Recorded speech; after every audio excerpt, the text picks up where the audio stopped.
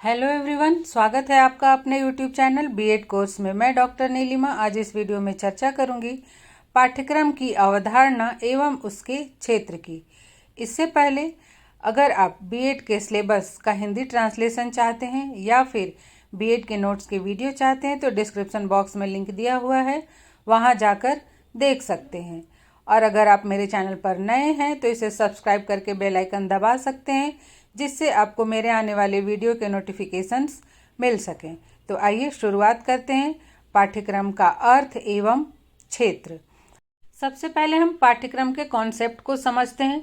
तो शिक्षा एक व्यापक, गतिशील एवं जीवन पर्यंत चलने वाली प्रक्रिया है, जिसके द्वारा व्यक्ति के व्यवहार में लगातार परिवर्तन एवं परिमार्जन होता है। मानव समाज में आदिकाल से ही, प्राचीन काल से ही शिक्षा किसी न किसी रूप में दी जाती रही है। सबसे पहले तो शिक्षा बालक को उसके माता पिता के द्वारा ही दी जाती थी, किंतु धीरे धीरे जैसे जैसे समाज विकसित होता गया, समाज में इस बात की आवश्यकता महसूस की जाने लगी कि शिक्षा विशेष व्यक्तियों एवं विशेष स्थानों पर ही प्रदान की जाए, और इसी सोच के कारण विद्यालयों का विकास हुआ, शिक्षा का विकास हुआ। विद्यालय में शिक्षा के कुछ विशिष्ट उद्देश्य की पूर्ति के लिए योजनाबद्ध एवं सुनियोजित ढंग से ज्ञान प्रदान किया जाता है। ये सभी उद्देश्य व्यक्ति के व्यवहार परिवर्तन के ढंग, मात्रा, दिशा, साधनों आदि से संबंधित होते हैं। ये सभी उद्देश्य किसी विशेष माध्यम से पूरे किए जाते हैं, और इन माध्यमों में सबसे अधिक उपयुक्त एवं महत्वपूर्ण नाम है पाठ्यक्रम। इस प्रकार कुछ निश्चित उद्देश्यों की पूर्ति के लिए व्यवस्थित ढंग से नियोजित किए जाने के कारण पाठ्यक्रम को शिक्षा का एक औपचारिक माध्यम के रूप में देखा गया है। अर्थात समाज की आवश्यकता के अनुसार समाज के लोगों के लिए शिक्षा की व्यवस्था करता है, और उस शिक्षा को सुचारू रूप से संचालित करने के लिए पाठ्यक्रम की आवश्यकता होती है। और ये पाठ्यक्रम, औपचारिक जो शिक्षा है, उसमें पाठ्यक्रम की आवश्यकता होती है, और इसी के आधार पर शिक्षण अधिगम का कार्य संचालित किया जाता है। अब हम पाठ्यक्रम का शाब्दिक अर्थ समझते हैं। पाठ्यक्रम शब्द अंग्रेजी भाषा के करिकुलम शब्द का हिंदी रूपांतरण है। अंग्रेजी भाषा का करिकुलम शब्द लैटिन भाषा के क्यूरेर शब्द से बना हुआ है, जिसका अर्थ है दौड़ का मैदान। यदि हम पाठ्यक्रम के शाब्दिक अर्थ पर विचार करें तो पाठ्यक्रम एक मार्ग है जिस पर चलकर बालक अपने शिक्षा प्राप्ति के लक्ष्य को पूर्ण करते हैं। दूसरे शब्दों में हम कह सकते हैं कि पाठ्यक्रम एक ऐसा दौड़ का मैदान है, अर्थात ऐसा साधन है जिसके द्वारा शिक्षा व जीवन के लक्ष्यों की प्राप्ति होती है। तो इस तरह से पाठ्यक्रम के माध्यम से ही शिक्षा के लक्ष्य भी पूरे होते हैं और बालक के जीवन के लक्ष्यों की भी पूर्ति होती है। अब हम देखते हैं पाठ्यक्रम का संकुचित अर्थ क्या है। संकुचित अर्थों में शिक्षा का तात्पर्य उस ज्ञान से है जो बालक विद्यालयों, महाविद्यालयों एवं विश्वविद्यालयों से प्राप्त करता है। इसमें शिक्षा का आदान प्रदान चार दीवारी के भीतर रहकर ही किया जाता है। शिक्षा एक निश्चित विधि द्वारा दी जाती है। इसकी एक निश्चित समय सीमा होती है। शिक्षा प्रदान करने वाला व्यक्ति भी निश्चित होता है तथा यह विभिन्न विषयों के पुस्तकीय ज्ञान तक ही सीमित होता है। संकुचित अर्थों में पाठ्यक्रम छात्रों को पुस्तक के ज्ञान को प्राप्त करने के लिए प्रेरित करती है। बालकों से केवल अपने विषय वस्तु समझने व रटने की आशा की जाती है, जिससे बालक वास्तविक जीवन की कठिनाइयों को नहीं समझ पाता है। अर्थात संकुचित अर्थ में पाठ्यक्रम विद्यालय में दी जाने वाली पुस्तकीय ज्ञान से संबंधित है, और ये पुस्तकीय ज्ञान से जो भी ज्ञान बालक अर्जित करते हैं वो वास्तविक जीवन की परिस्थितियों से मेल नहीं खाती।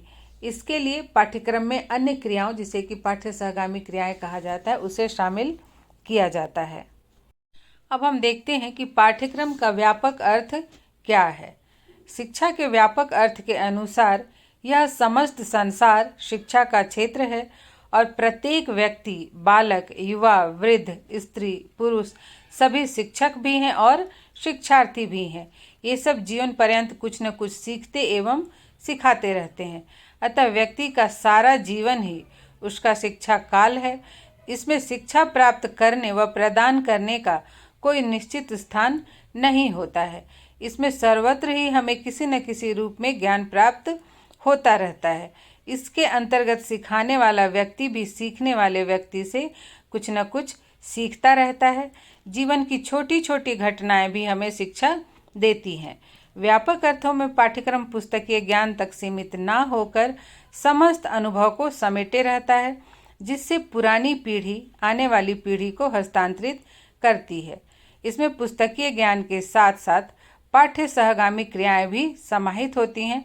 संक्षेप में हम कह सकते हैं कि पाठ्यक्रम के अंतर्गत वे सभी क्रियाएं आ जाती हैं जिन्हें बालक विद्यालय में रहते हुए शिक्षक के संरक्षण में संपन्न करता है, फिर चाहे वह लिखित हो या फिर क्रियात्मक।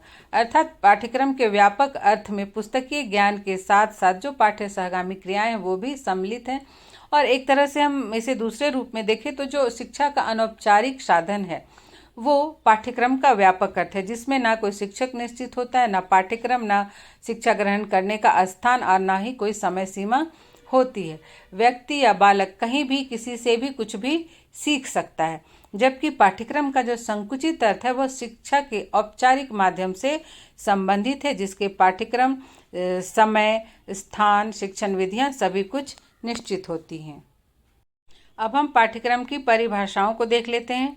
तो कनिंघम ने कहा है कि पाठ्यक्रम कलाकार अर्थात शिक्षक के हाथों में औजार है, जिसके द्वारा वह वस्तु अर्थात छात्र को अपने आदर्शों अर्थात शिक्षा के उद्देश्यों एवं लक्ष्यों के अनुरूप आकार प्रदान करता है।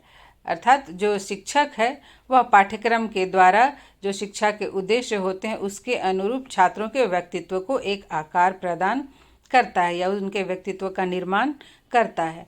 मुनरो ने कहा कि पाठ्यक्रम उस समस्त अनुभव को अपने में सम्मिलित करता है जिनका प्रयोग विद्यालय द्वारा बालकों को शिक्षित बनाने के उद्देश्य से किया जाता है। अब हम बात करेंगे पाठ्यक्रम के क्षेत्र की। पाठ्यक्रम के क्षेत्र का तात्पर्य पाठ्यक्रम के अधिकार क्षेत्र, सीमा या दायरा से है। अर्थात पाठ्यक्रम के अंतर्गत जितने भी विषय एवं क्रियाकलाप आते हैं वो सभी पाठ्यक्रम के क्षेत्र में, उसके दायरे में आते हैं। पाठ्यक्रम के अंतर्गत उन सभी विषय के ज्ञान एवं अनुभव को शामिल किया जाता है जिन्हें छात्र विद्यालय में रहकर प्राप्त करता है। यदि हम इतिहास पर एक दृष्टि डालें तो प्राचीन काल से लेकर आधुनिक काल तक पाठ्यक्रम के विषय और क्रियाओं में कई परिवर्तन आए हैं। इसका प्रमुख कारण है समाज की आवश्यकता एवं दर्शन में परिवर्तन, क्योंकि समाज की आवश्यकता या दर्शन के आधार पर ही शिक्षा के उद्देश्यों का निर्धारण होता है और उद्देश्यों के आधार पर ही उनको पूरा करने से संबंधित विषयों एवं क्रियाओं को पाठ्यक्रम में स्थान दिया जाता है। साथ ही इस बात का भी ध्यान रखा जाता है कि शिक्षा एवं उसके पाठ्यक्रम से बालक के व्यक्तित्व का संपूर्ण विकास हो सके, वह अपनी आवश्यकताओं के साथ साथ समाज एवं राष्ट्र के विकास के लिए भी उपयोगी नागरिक बन सके। पाठ्यक्रम के क्षेत्र के अंतर्गत केवल समाज की आवश्यकताएं ही नहीं बल्कि बालक के व्यक्तित्व के संपूर्ण पक्ष, उसके जीवन लक्ष्य भी सम्मिलित है, जिसका वर्णन हम कुछ निम्नलिखित बिंदुओं के अंतर्गत करेंगे। इसे थोड़ा सा और समझते हैं। जैसे कि जो प्राचीन कालीन समाज था, वैदिक समाज था, वो एक आदर्शवादी समाज था, इसलिए पाठ्यक्रम में अन्य विषयों अर्थात बालक के व्यक्तित्व के विकास से संबंधित, व्यावसायिक सामाजिक विकास से संबंधित विषयों के अलावा वैदिक मंत्रों का उच्चारण और अलौकिक या आध्यात्मिक विद्या, उपनिषद, पुराण इत्यादि का ज्ञान दिया जाता था। फिर मध्यकाल में समाज एक तरह से हम कहें तो प्रयोजनवादी हो गया, जो कि सामाजिक जीवन को सुखी बनाना ही शिक्षा का उद्देश्य था। उस समय मुस्लिम शिक्षा का प्रसार प्रचार करना ही शिक्षा का उद्देश्य माना जाने लगा। अब आधुनिक काल में चूंकि शिक्षा में विज्ञान तकनीकी का महत्व बढ़ गया और जीवन में आध्यात्मिकता का महत्व कम हुआ है और भौतिकता की या भौतिकतावाद की वृद्धि हुई है, तो शिक्षा में भी उसी विज्ञान एवं तकनीकी शिक्षा को अत्यधिक महत्व दिया जाने लगा है। और आज हमारा जो समाज है वो यथार्थवादी दर्शन के अनुसार पाठ्यक्रम में विषयों की, क्रियाकलापों की व्यवस्था कर रहा है। तो इस तरह से शिक्षा के जो पाठ्यक्रम है वे समाज में प्रचलित दर्शन और आवश्यकता के अनुसार बदलते रहते हैं। कुछ जो उद्देश्य होते हैं, कुछ जो विषय होते हैं, वो तो प्राचीन काल से ही चले आ रहे हैं, क्योंकि बालक के व्यक्तित्व का विकास, उसके आर्थिक कुशलता का विकास हमेशा ही आवश्यक होता है। किंतु कुछ विषय एवं क्रियाकलापों में समय के साथ परिवर्तन होता रहता है, और ये जो भी परिवर्तन होते हैं ये सभी पाठ्यक्रम के क्षेत्र में उसके दायरे में सम्मिलित किए जाते हैं। अब हम देखते हैं कि पाठ्यक्रम के क्षेत्र के अंतर्गत कौन कौन सी विषय आते हैं या कौन कौन से बिंदु आते हैं। सबसे पहले शिक्षा के लक्ष्य एवं उद्देश्य। जो पाठ्यक्रम का निर्माण शिक्षा के उद्देश्यों को पूरा करने के लिए ही किया जाता है, अतः पाठ्यक्रम के क्षेत्र के अंतर्गत वे सभी विषय एवं क्रियाएं आती हैं जिनसे शिक्षा के उद्देश्य एवं लक्ष्य को पूरा किया जा सके तथा समाज की आवश्यकता की पूर्ति हो सके। नंबर 2 है बालक के जीवन के लक्ष्य एवं उद्देश्य। तो ये जो पाठ्यक्रम है, पाठ्यक्रम सिर्फ शिक्षा के उद्देश्यों को पूरा नहीं करते, बल्कि यह बालकों के जीवन के लक्ष्यों का निर्धारण करने में, उनका मार्गदर्शन करने में एवं लक्ष्य को प्राप्त करने में भी उनकी सहायता करते हैं। इसलिए वर्तमान में बालकों के जीवन के लक्ष्यों से संबंधित बहुउद्देशीय पाठ्यक्रम की व्यवस्था शैक्षिक संस्थानों द्वारा की जा रही है। अतः पाठ्यक्रम के क्षेत्र में बालक के जीवन के लक्ष्य एवं उद्देश्य भी शामिल हैं। थर्ड है नवीन प्रवृत्तियां, न्यू ट्रेंड्स। समाज के परिवर्तन एवं शिक्षा के उद्देश्यों में बदलाव के कारण पाठ्यक्रम की अवधारणा में भी परिवर्तन आया है। वर्तमान समय में शिक्षा के नवीन प्रवृत्तियां भी पाठ्यक्रम के क्षेत्र में शामिल हैं, जैसे प्रौद्योगिकी, तकनीकी आधारित शिक्षा, कौशल आधारित शिक्षा, डिजिटल साक्षरता, ई लाइब्रेरी, स्ववित्त पोषित पाठ्यक्रम, ई विश्वविद्यालय और विश्वविद्यालयों की स्वायत्तता इत्यादि शिक्षा के क्षेत्र में पाठ्यक्रम के क्षेत्र को अत्यधिक व्यापक बना रहे हैं। तो इस तरह से शिक्षा के क्षेत्र में जो नए ट्रेंड्स आ रहे हैं, उससे भी शिक्षा का जो पाठ्यक्रम है वो और भी अधिक व्यापक हो रहा है और शिक्षा का क्षेत्र विस्तृत होता जा रहा है। नेक्स्ट है बालकों का शारीरिक विकास।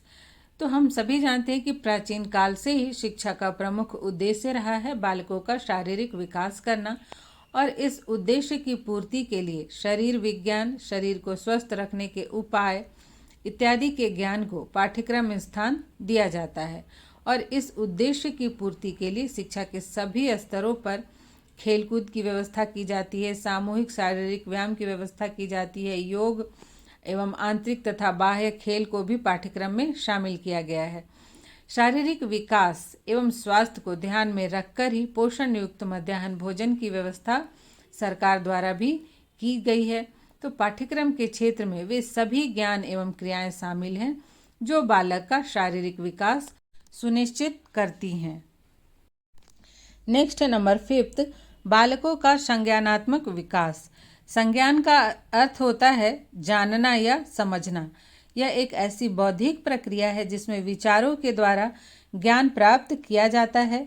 पाठ्यवस्तु में शामिल विषयों एवं उससे संबंधित क्रियाएं, प्रयोग, व्यवहारिक ज्ञान, वाद विवाद, प्रतियोगिता इत्यादि के माध्यम से बालक की मानसिक क्षमता, जिसमें बुद्धि, चेतना, विचार और समस्याएं समाधान की क्षमता भी सम्मिलित है। अतः बालक के संज्ञानात्मक विकास से संबंधित विषय एवं क्रियाकलाप पाठ्यक्रम के अध्ययन क्षेत्र के अंतर्गत आते हैं। नेक्स्ट है बालक का नैतिक व चारित्रिक विकास। पाठ्यक्रम के माध्यम से बालक में सहानुभूति, सहयोग, सहनशीलता, सद्भावना, अनुशासन, मित्रता, निष्कपटता एवं ईमानदारी जैसे उच्च नैतिक गुणों का विकास किया जाता है। इसके लिए विभिन्न महापुरुषों की जीवनी, समाज के प्रति उनका योगदान, विभिन्न सामाजिक कार्यों को पाठ्यक्रम में शामिल किया जाता है।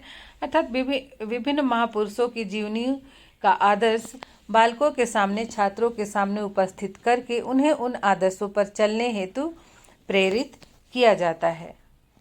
नेक्स्ट है राष्ट्रीय सामाजिक एवं सांस्कृतिक मूल्य। शिक्षा का उद्देश्य होता है बालकों में राष्ट्रीय, सामाजिक एवं सांस्कृतिक मूल्यों का विकास करना। अर्थात पाठ्यक्रम के माध्यम से छात्रों को उपरोक्त मूल्यों का ज्ञान देकर विभिन्न क्रियाओं के माध्यम से इन मूल्यों का विकास किया जाता है। समाज एवं राष्ट्र के मूल्य भी पाठ्यक्रम के क्षेत्र के अंतर्गत आते हैं। छात्रों को मूल्यों का ज्ञान शिक्षा के पाठ्यक्रम के द्वारा ही दिया जाता है और ये जो मूल्य है हमारे समाज के धरोहर हैं, इसलिए पाठ्यक्रम में इनको स्थान दिया जाता है। नेक्स्ट है समाज एवं राष्ट्र की आवश्यकताएं। तो प्रत्येक समाज, चाहे वो कोई भी समाज हो या राष्ट्र हो, उसकी अपनी आवश्यकताएं होती हैं और समाज एवं राष्ट्र अपने नागरिकों के माध्यम से ही विकास करता है, उन्नति करता है और प्रत्येक राष्ट्र अपनी आवश्यकताओं को अपने मानव संसाधनों के माध्यम से ही पूरा करता है। इसीलिए मानव संसाधनों के विकास हेतु विभिन्न प्रकार की शिक्षा एवं पाठ्यक्रमों का निर्धारण समाज एवं राष्ट्र के द्वारा किया जाता है। अतः वर्तमान आवश्यकता के अनुसार ही विज्ञान, प्रौद्योगिकी, तकनीकी, पर्यावरण, जनसंख्या, शिक्षा इत्यादि को भी पाठ्यक्रम में शामिल किया जाता है। तो जो वर्तमान आवश्यकताएं हैं या समस्याएं हैं वो भी पाठ्यक्रम के क्षेत्र के अंतर्गत आती हैं। नेक्स्ट है अधिगम हेतु व्यवस्था। अधिगम या सीखना एक जीवन पर्यंत चलने वाली प्रक्रिया है। अतः पाठ्यक्रम समय समय पर बदली हुई परिस्थितियों एवं आवश्यकताओं के अनुसार बदलता रहता है तथा बालकों को नवीन एवं विभिन्न प्रकार के ज्ञान को सीखने हेतु सुविधा प्रदान करता है। जैसे प्राचीन काल से लेकर अब तक पाठ्यक्रम में कई बदलाव आए हैं। अभी के समय में विज्ञान तकनीकी का महत्व है तो उससे संबंधित ज्ञान को पाठ्यक्रम में शामिल किया गया है, जिससे छात्र इससे संबंधित नए ज्ञान को भी सीख रहे हैं। नेक्स्ट है नंबर 10, शैक्षणिक स्रोत।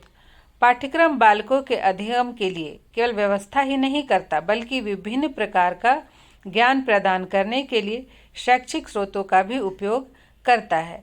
अनेकों पुरातन शैक्षिक अभिलेखों में से बालकों के लिए उपयोगी विषय वस्तु प्रदान करता है। इस प्रकार से सभी प्रकार के शैक्षणिक स्रोत पाठ्यक्रम के क्षेत्र के अंतर्गत आते हैं। अर्थात पाठ्यक्रम का निर्माण जिन भी शैक्षणिक स्रोतों के द्वारा किया जाता है वे सभी स्रोत पाठ्यक्रम के क्षेत्र के अंतर्गत आते हैं।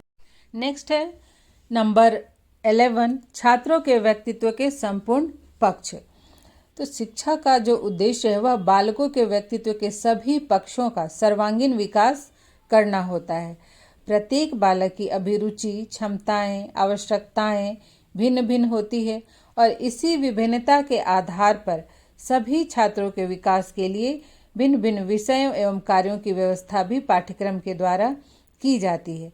अतः बालक के व्यक्तित्व के संपूर्ण पक्षों का विकास एवं उससे संबंधित जो भी विषय या क्रियाकलाप हैं वो भी पाठ्यक्रम के क्षेत्र में शामिल हैं। नेक्स्ट है समस्त कार्यक्रमों एवं बालकों के कार्यों का मूल्यांकन। पाठ्यक्रम के विषय वस्तु के अतिरिक्त विभिन्न क्रियाएं भी पाठ्यक्रम में शामिल होती हैं। पाठ्यक्रम द्वारा छात्रों को केवल ज्ञान ही नहीं दिया जाता बल्कि पाठ्यक्रम का निर्माण जिन उद्देश्यों को पूरा करने के लिए किया गया था उसकी जानकारी के लिए उसका मूल्यांकन भी किया जाता है। अतः पाठ्यक्रम के क्षेत्र में मूल्यांकन भी शामिल है और क्योंकि मूल्यांकन के आधार पर ही पाठ्यक्रम द्वारा शिक्षा के उद्देश्यों को किस हद तक पूरा किया जा सका है ये पता चलता है और आवश्यक होने पर या आवश्यकता समझने पर उसमें कुछ परिवर्तन भी किए जाते हैं, नए विषय वस्तु उसमें जोड़े भी जाते हैं और कुछ अनावश्यक विषय वस्तुएं उसको पाठ्यक्रम से हटा दिया जाता है। तो इस तरह से जो मूल्यांकन का कार्य है वो भी पाठ्यक्रम के क्षेत्र के अंतर्गत ही आता है। इस प्रकार पाठ्यक्रम द्वारा शिक्षा के उद्देश्यों को प्राप्त करने के लिए जिन विषयों का शिक्षण किया जाता है या जो क्रियाएं संपादित की जाती हैं उनके प्रकार एवं संख्या में विविधता पाई जाती है। अतः व्यापक दृष्टिकोण के आधार पर पाठ्यक्रम के क्षेत्र को प्रमुख 3 वर्गों में भी वर्गीकृत किया जा सकता है, जैसे विषय वस्तु एवं उनसे संबंधित क्रियाएं, पाठ्य सहगामी क्रियाएं एवं रुचि आधारित कार्य। सबसे पहले हम देखते हैं विषय वस्तु एवं उनसे संबंधित शैक्षणिक प्रवृत्तियां। तो पाठ्यक्रम के क्षेत्र के अंतर्गत विभिन्न विषय शामिल होते हैं, जैसे हिंदी, अंग्रेजी, गणित, इतिहास, नागरिक शास्त्र, भूगोल, जीव विज्ञान, भौतिक विज्ञान, रसायन शास्त्र, पर्यावरण शिक्षा, शारीरिक शिक्षा, कंप्यूटर इत्यादि और भी कई विषय आवश्यकता अनुसार शामिल किए जाते हैं। तो ये जो विभिन्न विषय हैं, इन विषयों का सैद्धांतिक ज्ञान तो छात्र शिक्षक द्वारा क्लासरूम में प्राप्त कर ही लेते हैं, किंतु वर्तमान में सैद्धांतिक ज्ञान के साथ साथ व्यवहारिक ज्ञान को भी अधिक महत्व दिया जाने लगा है। तो छात्रों को व्यवहारिक ज्ञान प्रदान करने तथा कुछ निश्चित लक्ष्यों की पूर्ति के लिए जिन क्रियाकलापों का आयोजन पाठ्य विषयों के पठन पाठन की दृष्टि से किया जाता है, उन्हें ही शैक्षणिक प्रवृत्तियां कहा गया है। जैसे इसके अंतर्गत प्रायोगिक कार्य, नवीन शिक्षण विधियों द्वारा बालकों के सक्रियता पर बल, प्रयोगशालाएं, कार्यशालाएं, पुस्तकालय, करके सीखना, वास्तविक परिस्थितियों में सीखना, विभिन्न भौगोलिक, वैज्ञानिक, औद्योगिक, धार्मिक, ऐतिहासिक, व्यवसाय एवं सांस्कृतिक महत्व के स्थानों का भ्रमण एवं सर्वेक्षण जैसे आयोजन शामिल हैं। ये सारे क्रियाकलाप पाठ्यक्रम के दायरे या क्षेत्र में आते हैं। नेक्स्ट है पाठ्य सहगामी क्रियाएं। पाठ्यक्रम जो है वह विभिन्न विषयों का अध्ययन एवं पाठ्य सहगामी क्रियाओं का सम्मिलित रूप है। वर्तमान में छात्रों के सर्वांगीण विकास के लिए शिक्षकों के निर्देशन में विभिन्न प्रकार की पाठ्य सहगामी क्रियाएं आयोजित की जाती हैं। पाठ्य सहगामी अर्थात पाठ्य वस्तु के साथ साथ चलने वाली क्रियाएं। पाठ्य सहगामी क्रियाओं को निम्नलिखित वर्ग में विभक्त किया जा सकता है। सबसे पहले नंबर 1 है शारीरिक विकास संबंधी क्रियाएं। इसके अंतर्गत शारीरिक प्रशिक्षण, जिसमें पीटी, व्यायाम, खेलकूद, पर्वतारोहण, तैराकी, योगा आदि क्रियाओं के साथ साथ स्वास्थ्य परीक्षण, रोगों से बचने के उपाय, शुद्धता एवं स्वच्छता का ध्यान, शुद्ध एवं पौष्टिक आहार आदि बातों को शामिल किया जाता है। नेक्स्ट है साहित्यिक क्रियाएं। इसके अंतर्गत भाषण कला, वाद विवाद, विचार गोष्ठी, कार्य गोष्ठी, कविता पाठ, परिचर्चा, लेखन, पत्रिका प्रकाशन, पुस्तकालय एवं वाचनालय का उपयोग आदि शामिल हैं। नेक्स्ट नंबर 3 सांस्कृतिक क्रियाएं। इसके अंतर्गत एकल अभिनय, नाटक, लोक संगीत, संगीत, नृत्य एवं अन्य मनोरंजनात्मक क्रियाएं सम्मिलित हैं। नंबर 4 है सृजनात्मक क्रियाएं। इसके अंतर्गत बालकों की रचनात्मक प्रवृत्तियां जैसे कि चित्रकारी, दस्तकारी, बागवानी, उपयोगी वस्तुओं का निर्माण, विज्ञान प्रदर्शनी एवं नवीनता की खोज आदि सम्मिलित हैं। नेक्स्ट है नंबर 5 सामाजिक क्रियाएं। इसके अंतर्गत सफाई अभियान, साक्षरता का प्रसार, स्वास्थ्य संबंधी जानकारियों का प्रचार, सामाजिक कुरीतियों, अंधविश्वासों एवं समस्याओं को दूर करने के लिए प्रचार अभियान आदि संचालित करना शामिल है। नेक्स्ट है राष्ट्रीय क्रियाकलाप। इसके अंतर्गत राष्ट्रीय महत्व के दिवस एवं राष्ट्रीय नेताओं की जयंती मनाना, NCC, NSS, scouting, red cross, आपातकाल में देश एवं समाज सेवा, आंतरिक सुरक्षा में सहयोग, सांप्रदायिक सद्भाव में सहयोग तथा राष्ट्रीय कार्यक्रमों के प्रचार प्रसार में सहयोग आदि शामिल है। पाठ्यक्रम के क्षेत्र में बालकों के रुचि संबंधी कार्य भी शामिल होते हैं। इसके अंतर्गत ऐसे आयोजन आते हैं जिससे बालकों की रुचियों का समुचित विकास हो सके, जैसे कि टिकट संग्रह करना, सिक्के, पत्थर आदि का संग्रह करना, चित्र एवं कार्टून बनाना, विभिन्न प्रकार के चित्रों का एल्बम तैयार करना इत्यादि। इस प्रकार से पाठ्यक्रम में शामिल उपरोक्त तीनों वर्गों में जिन विषयों एवं क्रियाओं की सूची दी गई है, दिन प्रतिदिन उनके क्षेत्र का विस्तार होता जा रहा है, जिससे पाठ्यक्रम का क्षेत्र भी दिन प्रतिदिन व्यापक होता जा रहा है। तो आज यहीं तक, मिलते हैं नेक्स्ट वीडियो में।